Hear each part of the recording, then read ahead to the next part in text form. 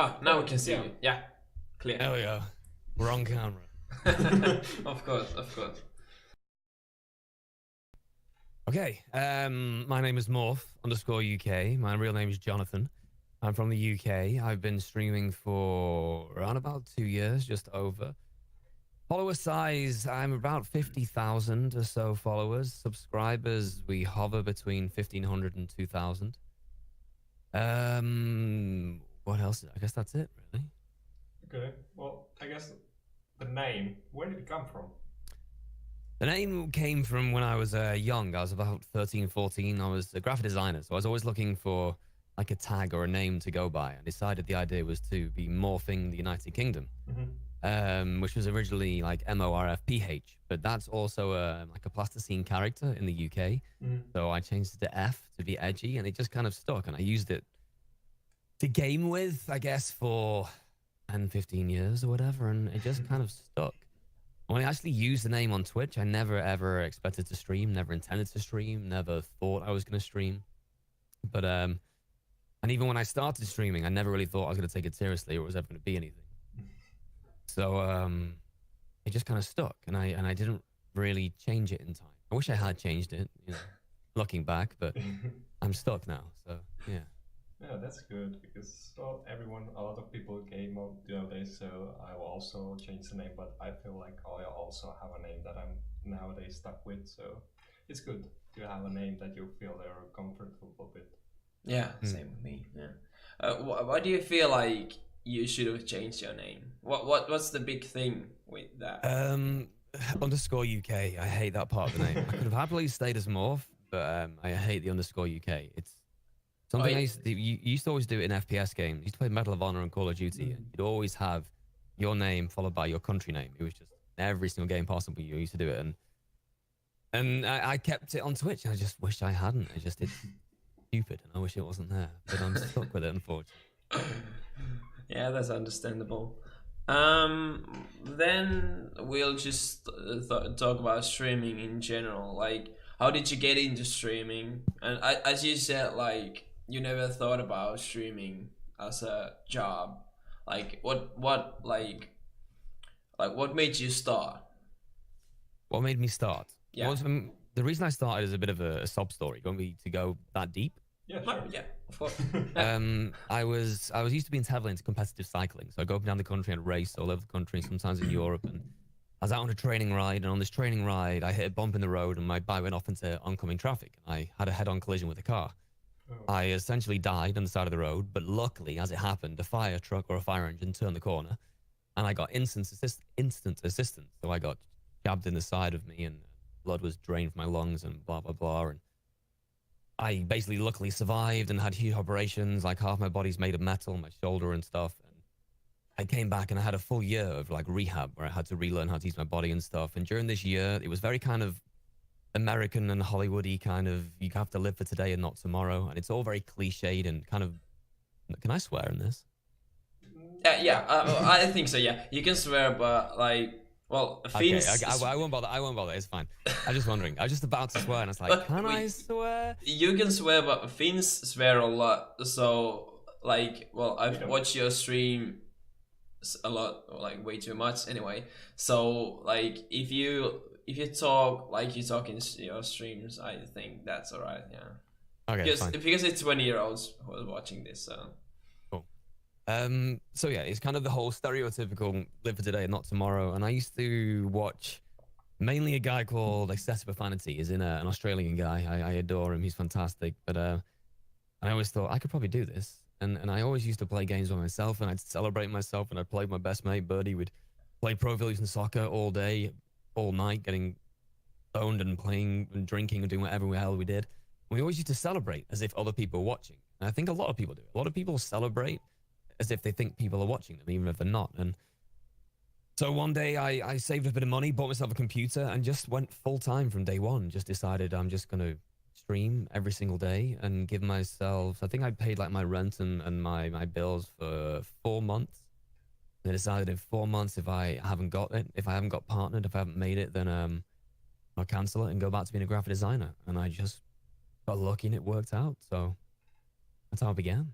Well, that's like a life-changing event, even though it's by car.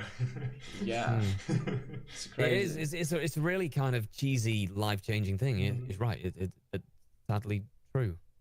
Okay. Yeah. Yeah, that's crazy because I always thought that you were working before streaming. Like many people do that, they started as a hobby, and then change it to career. But wow, I've never heard of that story.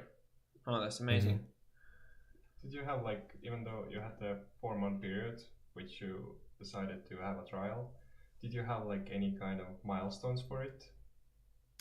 The only milestone was partnership. Okay. Get partnered, nothing else. I don't know. I don't think I really had any other goals. There was you don't know what your goals are. Your beginning goals change so much. My first ever goal was to have 100 viewers, no matter what game I played, and I got that so quickly. So I was like, well, what do I do now? What's my next goal? And every time you keep moving the bar higher and higher and higher, you achieve something, you think you won't want the next thing because I've got, and then you want the next thing, and then you want the next thing. But from day one, it was just always get partnered. And that's all that really kind of mattered. Yeah, I guess that would make me feel like I could keep going.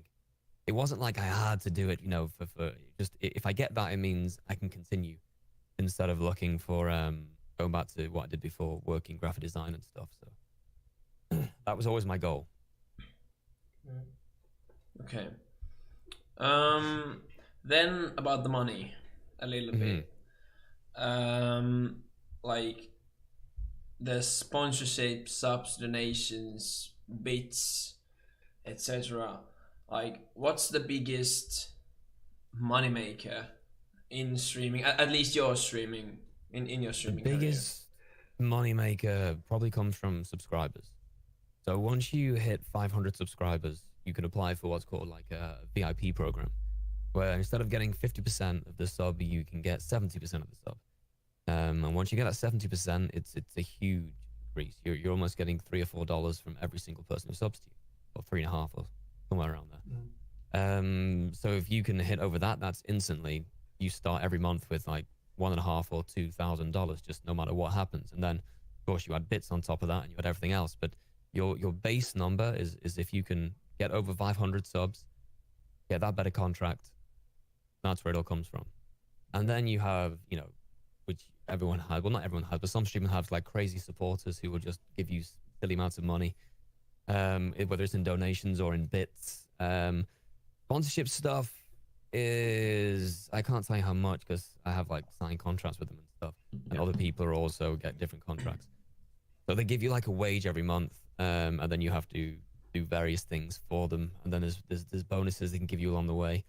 And then there's sponsored streams. Sponsored streams also pay stupid money. Some companies will give you $1,000, 1,000 just to play a game for an hour, whereas some companies only give you 250.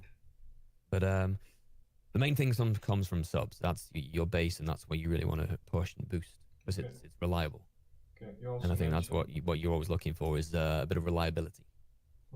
Okay. You also mentioned a bit about sponsors. So how do you consider your sponsor, or what are the requirements for your sponsors that you like evaluate them basically? The requirements that come, I mean, all sponsors, like what they're looking for from a streamer. Look, go on. Look from your side point of view, like how would you consider a sponsorship? Would you accept it or not, basically? So. Or what would I look for in a sponsor? Yeah. It depends who they are. So especially with games and stuff, I don't like playing games just 'cause I have a very kind of old-fashioned way because I've done quite well. I'm lucky enough to turn things away all the time, so I don't have to do this to get money. I don't have to do this to get money, where other people might have to. So if a game comes to me and says they want me to play a game for an hour, I say I don't really like your game, to be honest. And, you know, good luck with it. But it's not for me, so I don't have to do it. And same with other companies who come with ideas. Like you see streamers with little adverts on their screen or little widgets on their screen where some company wants to do something. My stipulation is I have to be passionate about what you do. I have to be passionate about your game. I have to be passionate about the company you are. Like my main like official on-stream sponsor is called Scan, and they're the largest UK computer company. So to have them working with me is kind of like an honor. I'm really proud to have them be on board with them. So working with them is fantastic. Whereas other companies have contacted me and they've offered me more money and better opportunities, but not really interested in, not really involved. It might be in a different country, so I knew there could never be any proper contact, and I feel like I'm just a number as opposed to having personal contact with the company itself. So this probably isn't the case for every streamer, but for me, because I've been so lucky with how we've done, I get to just pick and choose. And I can keep it all very old-fashioned, and I can have the word passion instead of the word need. So I'm lucky in that respect. It's really nice. It feels like nowadays everything's moving more towards robotic and things like that, and you have like this connection with passion and you look for it, and in my opinion it's really important. It's where the gaming industry is. Like I keep talking about games like Assassin's Creed, and every single person I speak to is like, yeah, but this was a good Assassin's Creed. This one was a good one. Like, was it? And then you tell them about the game, so you know that you can't just play the storyline. You have to do the side one, so you can advance to so you can get the upgrades to advance. And like, but if you don't want to do the side quest, you can pay for XP, so you can pay for experience, and then maybe you can get it. It's like, are you fucking kidding me? This is serious? Like you can pay to progress in the game. You actually don't want to play the game. You just want to pay to get to the end. Yeah, I feel like passion is getting lost because everything's money. Even if you don't like the game, still going to buy it. Even if people don't like Call of Duty, they're still going to buy the next one because it's Call of Duty and you played Call of Duty for the last 10 years. So passion is it's not really there for a lot of companies. So yeah, I like to try and stay true to it as best as I can. Even this stuff. Yeah, even the background on your screen, which we see is like really passionate. You feel like you put a lot of thought into it and designed it. I'm not sure who designed it. It's pretty much all stuff that people have sent to me. Okay. Like community stuff, like people things make for me, whether it's like a plushie or whether it's one of my emotes like this. It just always make me cool shit. So I like to display it in the background. Kind of makes it, like I said, it kind of makes it feel more attached to people. Cool, I like it. And then, because streaming is a lot about promoting yourself, marketing yourself. How do you promote yourself? Do you have a crew behind you? And if so, like, how do you differentiate yourself out of the other streamers? How do you like? How are you different from others? Why do people follow you rather than the other guy? Promoting myself, the honest answer is I don't. You should and you can, but it's back to the whole, I like to keep it really, you probably asked the wrong person for all these questions. I like to keep it all extremely organic, so it kind of, it will build itself as it's supposed to. I won't go into other people's streams. I won't subscribe to a streamer who's bigger than me until they subscribe to me. And it's not because of arrogance, it's because I never ever want to leech anything from them. I want it to just happen naturally where we become good friends and maybe our community starts to overlap, as opposed to me going in there and going, hey, look at me. And so that's what I was kind of trying to avoid. There are a lot of stuff you can do. Recently I've realized like a sure way of growing your YouTube channel is giveaways and promotions. Companies can send you something to give away and you can enter Gleam and you can get thousands of followers like either on Twitter or on YouTube. So there's a way to grow your social medias, and having a social media presence works massively towards getting sponsors again, and also for you can grow your stream outside of your stream in that way, especially with YouTube. You got a lot of, in Dead by Daylight, a lot of YouTube streamers have gone live on Twitch with like 2,000 viewers. Like Noob3 just goes live every day with 3,000 or 4,000.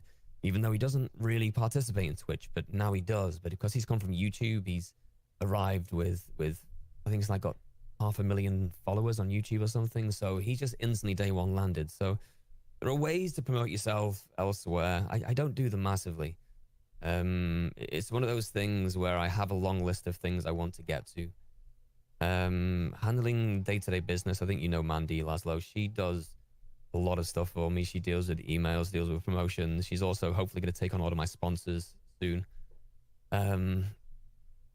People working behind me, like your moderators and stuff, are really important. They don't just moderate your channel. The moderating of the channel doesn't really mean much because any idiot can go in there and press ban. It's just a case of if you're playing a game, you can have the stream open and then ban somebody. It's more what they do outside in the Discord and how I won't go through the sponsorship without speaking to someone. I recently did like the spotlight for Dead by Daylight, where I did the voiceover for it. All of us wrote the script ourselves, so there was like 6 or 7 of us writing the script or putting our stuff in together. But there's a lot of stuff that goes on behind. Yeah, it's important to have like a team behind you, someone who will support you. Yeah, that's about it, I think. Yeah, I think you also mentioned like streamers. So other streamers, for example, do you have any idols or anything you like to watch for anything like? Idols? I don't know, just anything. Just like I think, in your opinion, like good. Okay, I mentioned excessive. I mentioned excessive profanity. He's like, I think he's the pinnacle of streamer. He's fantastic. He doesn't adhere to, I don't really do Twitch. I kind of take that from him. It's very old fashioned. He doesn't even do bits. He doesn't have bits on his stream. He has nothing on his screen showing up. Yeah. Same with Day 9. You've heard of him, Day 9. He doesn't even have donations. Doesn't have a donations page. Doesn't have a bits page. You can just subscribe to him. His chat stays in sub mode only, and he gets no crap from anyone ever. Like nothing. It's the same with EXP. If someone gives him crap, he just tears them a new arsehole because he's got this wonderful wide vernacular. He's just, I think he was previously like working in journalism, so the way he constructs his sentences, when he talks, you shut up and you listen, because whatever he's going to say, you're going to take something away from it. And he's a very intelligent man. But I massively like him. More popular people who everyone knows is Summit. I really like watching Summit 1G, which I think confuses people sometimes, but he's a lot older than people realize, and he puts up with a lot of crap, and he's got a very mature outlook on a lot of stuff while still acting like an idiot on stream. I like him a lot. Who else is there? And that's about it. There's quite a few Australian streamers. There's a guy for Wet for Jesus. I like him because he just loses his mind. He doesn't care again. I remember someone in his stream came in and told him he was a cook. He then brought him into his Discord and just debated this point with him for 30 minutes. Just deconstructing him live on stream. He got banned on Twitch for it for 24 hours the next day. But it was just the best thing you've ever seen in your entire life. It was incredible. This poor Australian guy was one of these, like, he's like a protein guy. He was like, yo, you're a fucking cook, mate. You know what you're talking about? You're a dick. And then he just tore him to pieces with everything he said. And it was just incredible. There's a lot of fantastic, talented streamers on Twitch. Not necessarily all them big names, but it's a special place. Okay. That's good. Do you have like the characteristic that's like general, or I think it's important for you, for a streamer, that you look Do I have a for? what, sorry? Like, what is the characteristics or personalities that you're looking for in the streamers, or even yourself? What's the personality I'm looking for in a streamer? I'm not a big fan of the whole smile, I'm on Twitch kind of thing. I like people with really, I don't know, I like strong, I like intelligent people. I like listening to smart people talk about things they love. Or sometimes I just like watching people who know so much about the game they play. I watched Day 9 play things like Hearthstone. I know nothing about Hearthstone, but I can watch him play that game for 10 hours straight, because everything he does, he breaks down in the moment and what he does. And he just shows this incredible knowledge for the game he plays. And that kind of thing I absolutely love. Like predicting something's going to happen before it happens. Just understanding the mind of your opponent. Just really, I like intelligent people. And on Twitch, there's not, I'm not gonna say there's not a lot of intelligent people, but there's a lot of people who are big streamers who aren't the brightest people. They might just be the best at their game, or they might shout the loudest, or they might have the biggest YouTube channel. I don't know. There's lots of other reasons why people are big, and I guess I just look for the smarter people. Kind of. Interesting. Since you stream games, well, especially Dead by Daylight, but do you play games off stream? And like, do you enjoy gaming off stream? If you do, because like, I do. It's always going to be my way to unwind. I'm always going to unwind playing games. If I've had sometimes I can come off stream having an awful stream, just being too tired, not enjoying myself. Some people have said some things that have got to me, or I've let it get to me, and I'll come off stream and I might just play like half an hour of Rocket League, or I might open some FPS game or something, or I play a single player game like this Red Dead I haven't played yet. I really want to play that. I might just start pouring hours into that here and there.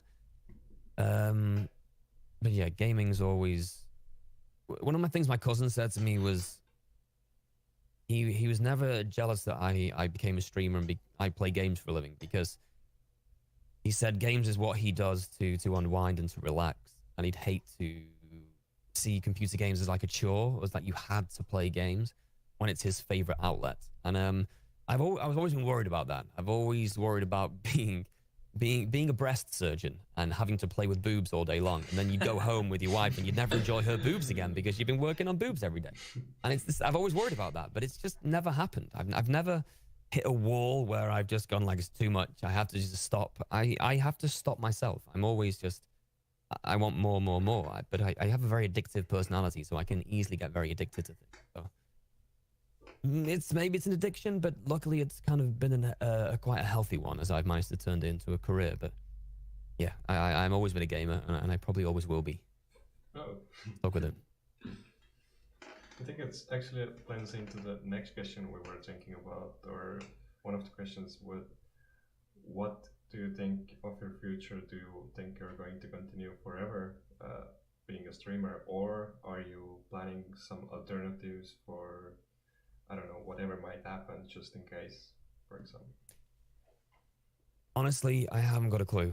I always look at people, a guy called Vincent Vega. I always look at him. He's just turned 42, or he's turning 42. He only got partnered just before I got partnered, so 2 years ago. So at the age of 40, he decides, fuck it, I'm going to start streaming and I'm going to get partnered and stuff. And he got partnered and he's extremely successful. So that's like 6 or 7 years he's ahead of me. So have I got 6 or 7 years on Twitch before I even reach his age? And then what do I do after that? And then there's people like Stream Dad, who's I think in his 50s, and he's just got partnered too. And I'm like, well, there's 20 years I've got doing this if I want to. I'd like to go into voice acting. I've done bits here and there, but I think I can do stuff with that. I won't want to go into acting. Wouldn't want to do on-screen stuff, but I'd love to do voice acting, because you can just, most of it's all fantasy based. So the characters you play can always be a little bit more interesting and a bit wild, as opposed to some boring drama sort of thing. But as for what tomorrow holds with streaming, I don't know. I don't know. Streaming is still so young. I found out on Saturday, or a week ago on Saturday, that only 4% of people in the UK know that Twitch exists. Oh. And 86% know of YouTube.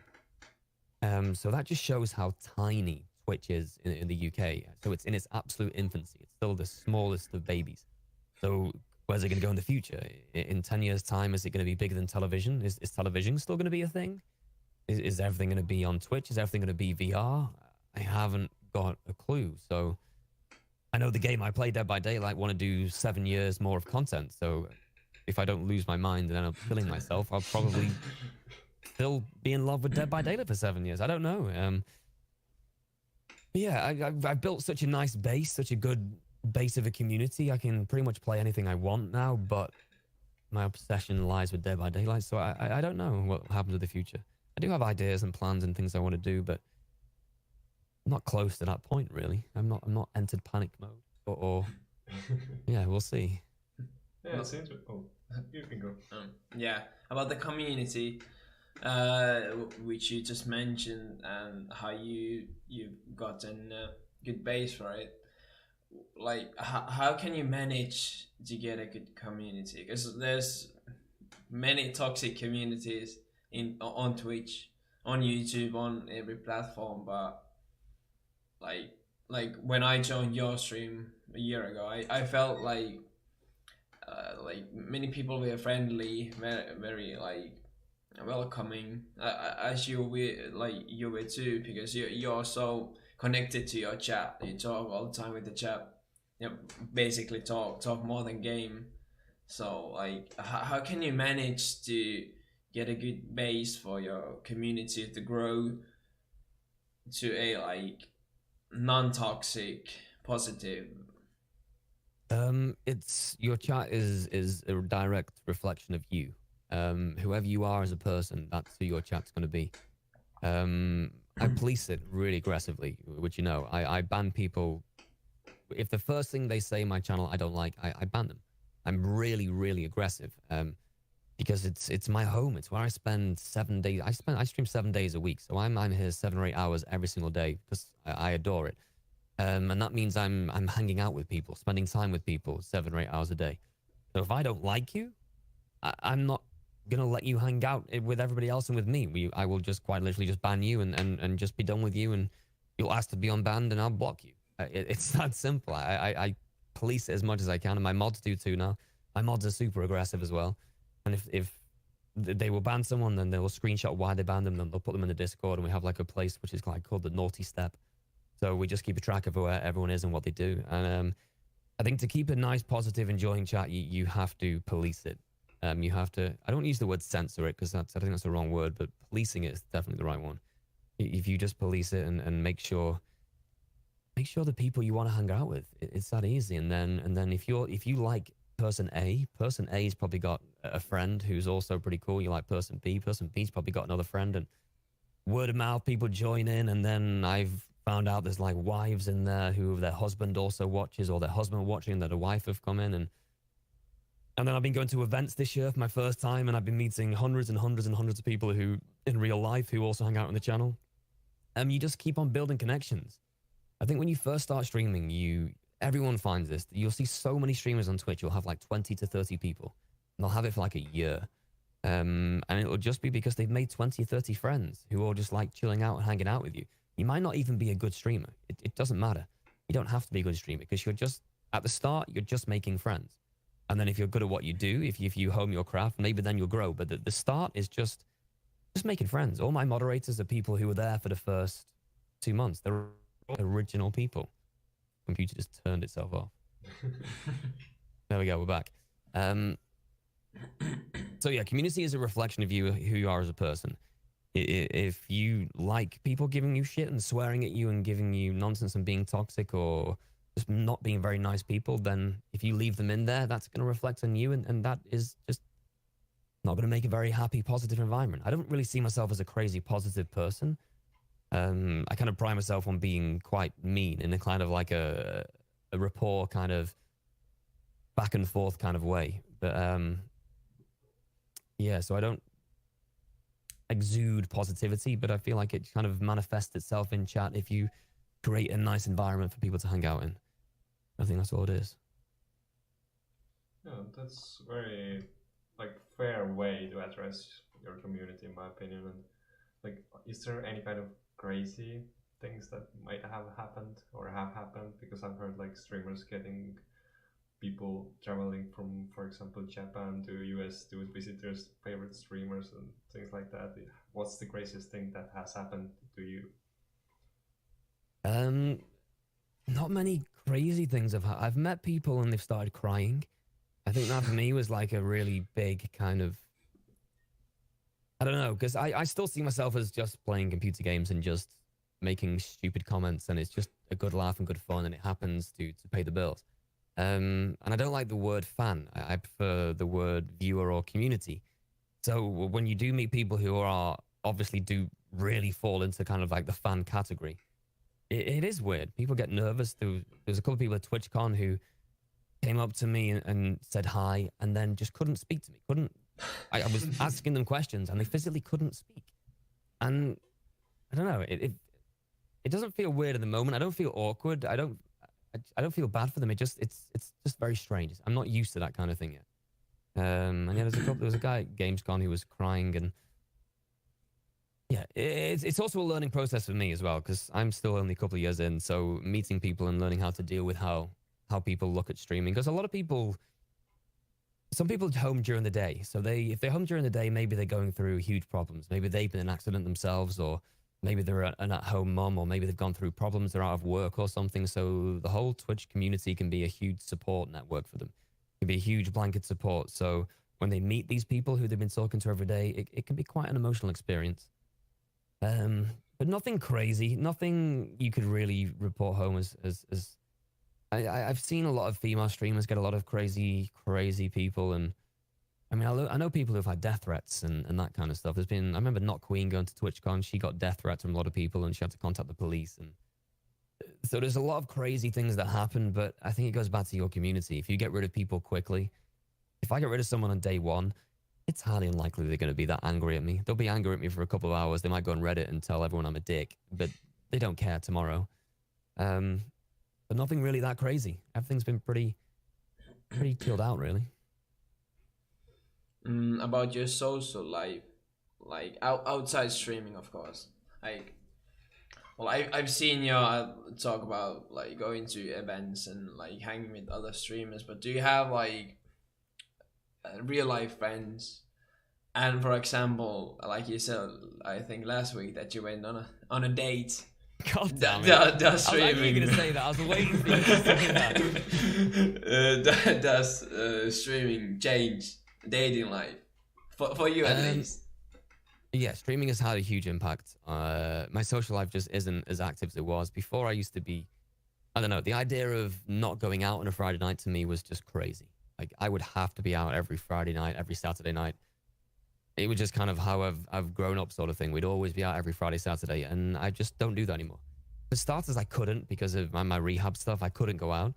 And then I just stopped caring about going out. And I mean, I still meet up with friends now and again, go for coffees and stuff, or go to the cinema, or I don't even cycle as much as I hardly any at all. But if I cycle, I always ride with friends and we'll go together and stuff. But I think if you want to be really serious about streaming, I think your social life has to take a hit at first. Just because of the time and effort you have to put into it. You can still obviously have one. Like, I know a lot of streamers who've just got incredible partners, like Cauliflower, for example, who I met at TwitchCon, and Neekums. They both got boyfriends who are just unbelievably supportive of what they do, and I think that kind of is quite important. But socially, yeah, I don't do as much as I used to do at all. Hardly any much. And yeah, I went out on a date last week, and I'm probably never going to go out on another date ever again in my entire life. It was horrible. Not doing it. So what went wrong? What went wrong? Never asked me anything. I think she was so nervous. She was just sat there, hardly talking, and I was asking a question, and she was talking away, and I was joking. I was making fun of her. We were giggling and laughing, and then she'd ask me something, and I'd tell her about it, and then she'd never heard of streaming. She knew nothing about it, and I explained it to her, and then she just kind of went. So what do you do for a living? It's just really weird. She never asked me. I don't know. I don't think there was a connection there. Maybe next time there will be. If I go again. God knows. Great. Can't say much about that. Yeah, there you go.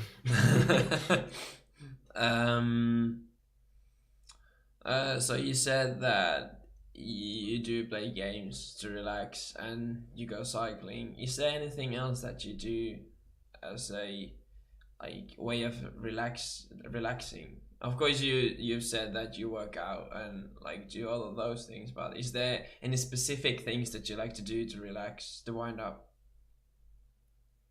I read.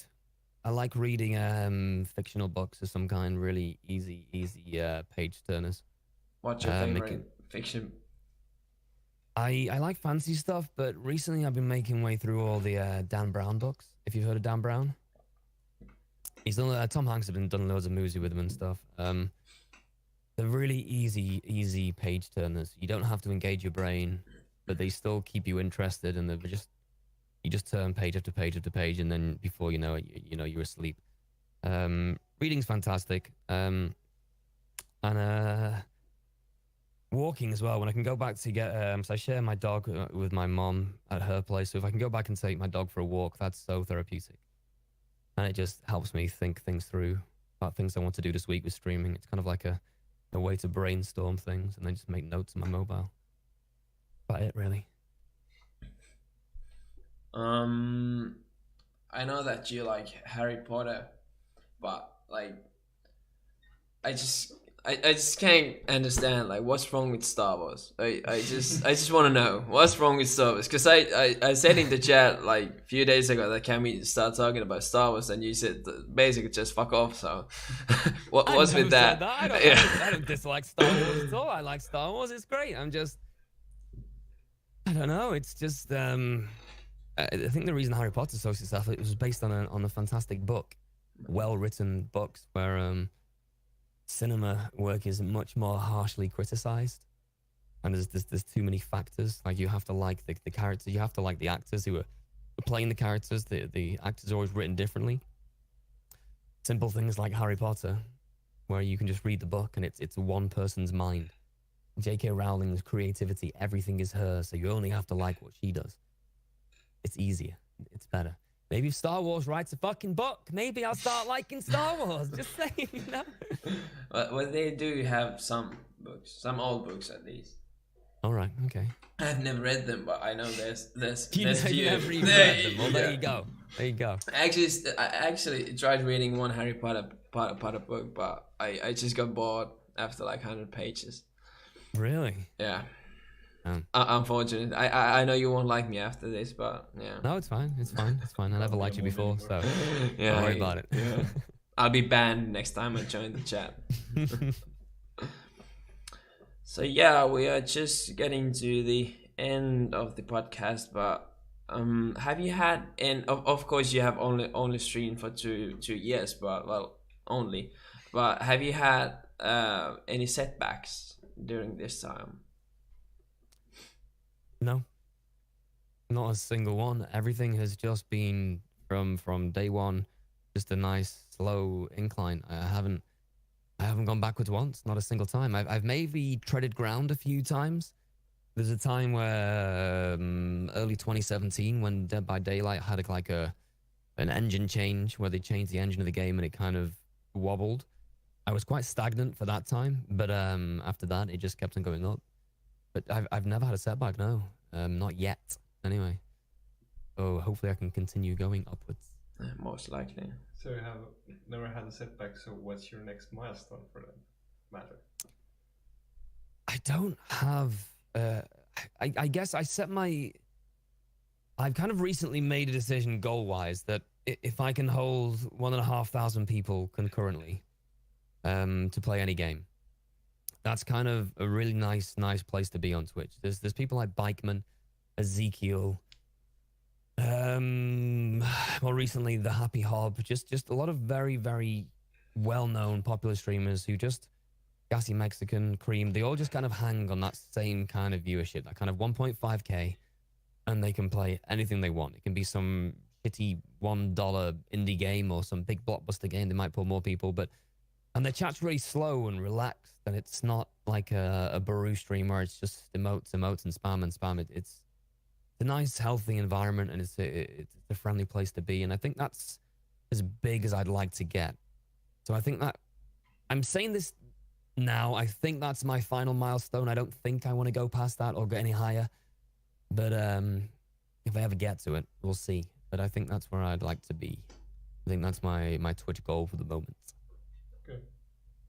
Great. So we have a few minutes left. So where can people find you? Where can they follow you? Where can they find me? Yeah. They can find me on all social media platforms: Instagram, Twitter, morph_UK, nice and easy, and the same on Twitch.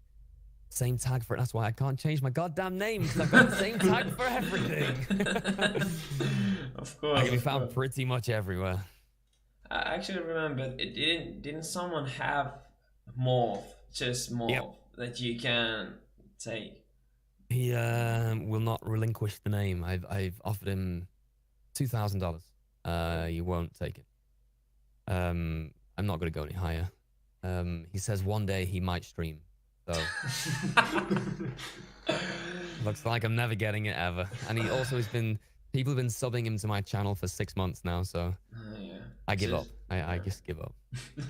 I met the guy at TwitchCon who can delete accounts, and he told me if he wants me to, he will delete the account permanently, but it means I can't ever have it. But If I can't have it, I don't see why he should be able to have it. You know, I'm just saying. Oh yeah, that's understandable. Well, I know you have the conference call coming, so we'll leave you now. And thank you very much for joining us and letting us do this. This was exceptional, in my opinion. Good. And it was nice to meet your boyfriend as well last night. Oh jeez, I'm going to hear about this at my house. Yeah. Oh, I should have brought my girlfriend. Oh jeez. Yeah, if only she existed. If only she existed. Well, Should at least I have someone next to me. Yeah. Maybe the girl that you. Maybe you will go on a second date and. Listen, I'm fine. No, you're fine. I got this next to me. But yeah, thank you very much. It was fun. It was nice to talk. Yeah. And I hope your project goes well. Yeah, thank you very much. Have a good one.